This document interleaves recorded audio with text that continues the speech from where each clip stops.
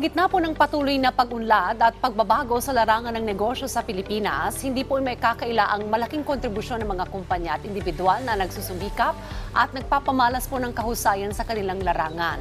Kung kahit isang espesyal na pagkilala para sa kanilang husay at tagumpay ang magaganap po ngayong taon. Kaya naman, kaugnay po niyan ay makakapanayam natin ang mga kinilala sa Philippine Finest Business Awards and Outstanding Achiever 2023 na sina Paula Pescador, Nero De Leon, Marcelo at Darwin Jameson Lipardo. Magandang umaga po sa inyo at welcome sa Rise and Shine Pilipinas. Good morning po. Good morning and congratulations! Thank you so much. Una po sa lahat, syempre ang aming pagbati po sa inyo bilang isa po sa mga pinarangalan ng Philippine Finest Business Awards para po sa 2023. Pero ano po ang nararamdaman ninyo sa parangal po at pagkilala po ito?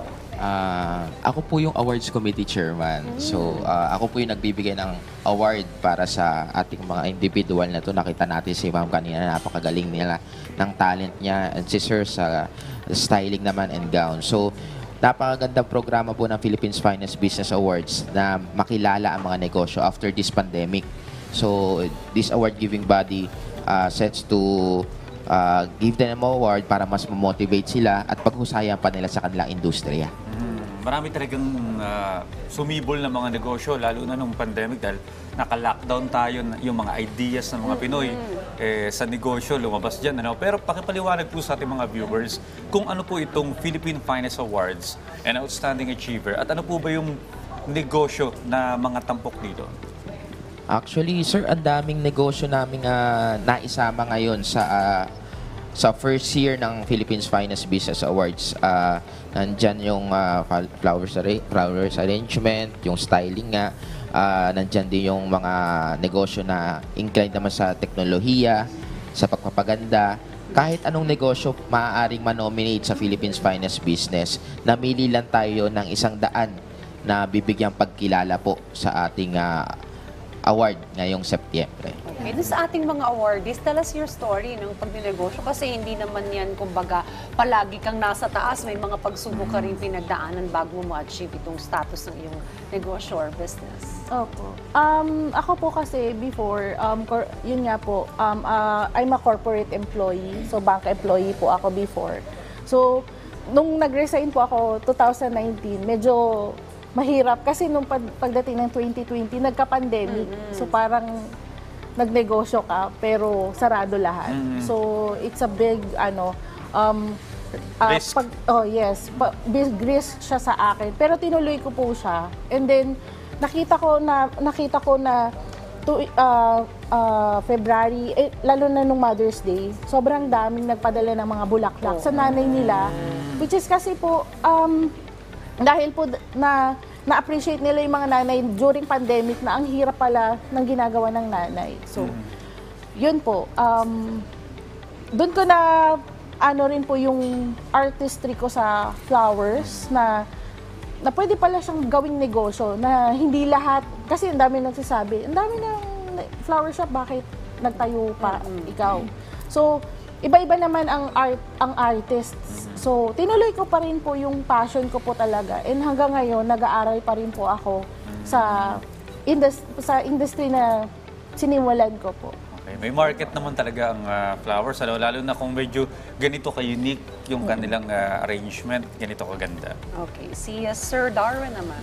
Yes po, ma'am. Anyway, ma'am, good morning po sa ating lahat, sa lahat po nanonood, buong Pilipinas, even sa ibang bansa. So, ang nangyari naman talaga sa Gown and Event Management by Tuting, sa lahat ng mga pagsubok, ginagawa po naming aral yan para mas lalo naming pagtibayin yung serbisyo namin para sa bayan.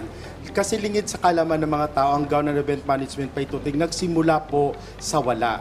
So, kaya kung anong mga pagsubok na yon, ginagrab namin talaga na nagiging maayos po yung namin, yung serbisyo. Kasi nga, sabi ko nga, nanggaling po ako sa probinsya before.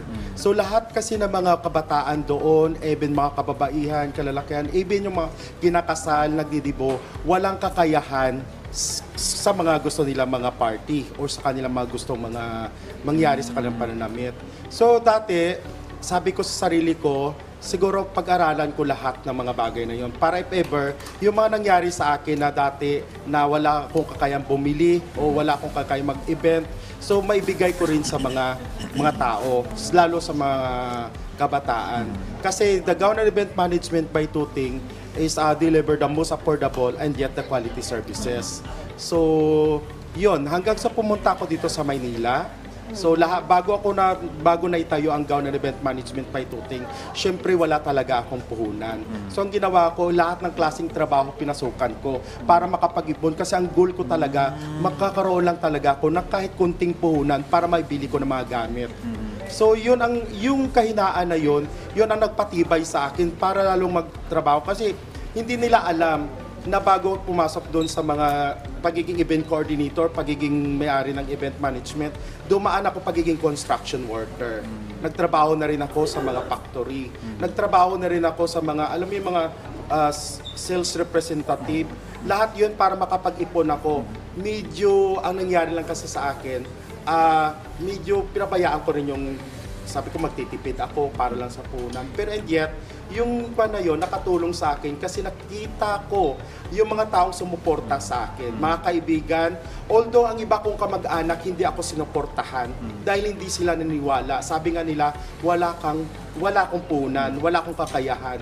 Pero ang iba talaga siguro, relate naman siguro ang iba na kamag-anak or pamilya hindi nagsumusuport sa iyo, kundi yung mga malapit na kaibigan. So maraming salamat pala, of course, kay Brother Mark, Anthony Consensino, kay Rainer Canido, at kay Carla. Sila talagang bukod tangi nag-support sa akin para ma-establish si Gown and Event Management. Para sa kaalaman po ng ating mga ka-RSP, ang kanyang business ay yung mga formal suits rental, mga gowns, mga suits for men. So, ganun talaga. Minsan nakikita natin yung successful na may mga negosyo na, pero yung mga pinagdaanan para mabuo ang isang negosyo, yun ang hindi alam ng nakararami. Nakakatuwa rin yung ba't iba yung mga trabahong pinagdadaanan mo para lang magkaroon ka ng puhunan sa negosyo. At saka yan talaga yung kailangan katangian din ng isang negosyante. Kumbaga, don't give up, Tsaka kung marami mang balakid sa'yo na dumating, dapat tuloy-tuloy lamang ang pagninegosyo. On that note, tanong ko na rin sa inyo, ano ba yung maipapayo nyo dun sa mga aspiring entrepreneurs and business women and men out there? When starting talaga in general sa business po, is dapat maniwala ka sa sarili mo. Kasi yun yung mahirap Pag kunyaring ikaw mismo, hindi ka naniniwala sa sarili mo, madali kang susuko. At saka dapat alam mo kung ano yung biggest why mo, bakit mo siya sinimulan. So, at pangatlo is, dapat mas genuine ka sa mga clients mo. Nararamdaman kasi nila yun at babalik-balikan ka nila Lalo na pag parang humanized yung business mo. Na parang hindi naman to robotic sumagot. Na parang concern siya sa'yo. Pure yung intention. Opo. Hindi scam lang o opo, kasi gusto mo lang marami rin pagkakitaan. pong nagsascam. So parang genuine ka sa client mo, mararamdaman nila na, uy, gusto niya na parang ma-surprise ko talaga yung mahal ko sa buhay. Babalikan ko siya. So, yun po. Yes, sir. Para sa akin naman, siguro galingan lang natin lagi. At lagi natin isama si Lord sa ating mga ginagawa. So, kapag kasama kasi natin si Lord, nasa tamang landas tayo And malay natin, kapag ginagalingan natin sa mga industriya natin, sa mga negosyong tatayo natin, kailangan may mga uniqueness tulad nila. Malay natin, tayo na yung susunod na award ng Philippines Finest Business. Ayan. Sir? Unang-una talaga, huwag tayong tumigil mangarap sa mga pangarap natin na kaya natin. Isa puso natin at pag-pray natin kay God dahil si God talaga ang bibigay sa atin ng kaalaman, ng husay at saka ng malakas na pangatawan. So tandaan palagi natin, hindi hadlang ang kahirapan para sa mga pangarap mo magkaroon ng negosyo. At saka always natin tandaan is 3 magic word. Ano yung 3 magic word na yun na always kong ginagamit? Number 1 is determination, concentration, and you can do it. Yun lang po talaga. Magandang mga advice.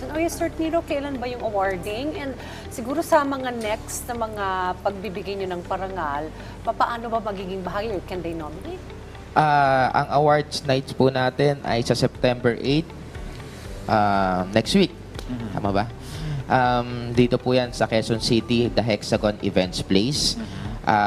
So kung gusto nyo pong manominate, sa ating susunod na taon ng Philippines Finest Business, pumunta lamang sa aming page, Philippines Finest Business. At syempre, maraming salamat sa La Visual Corporation. Sila po ang bumuo ng Philippines Finest Business Awards.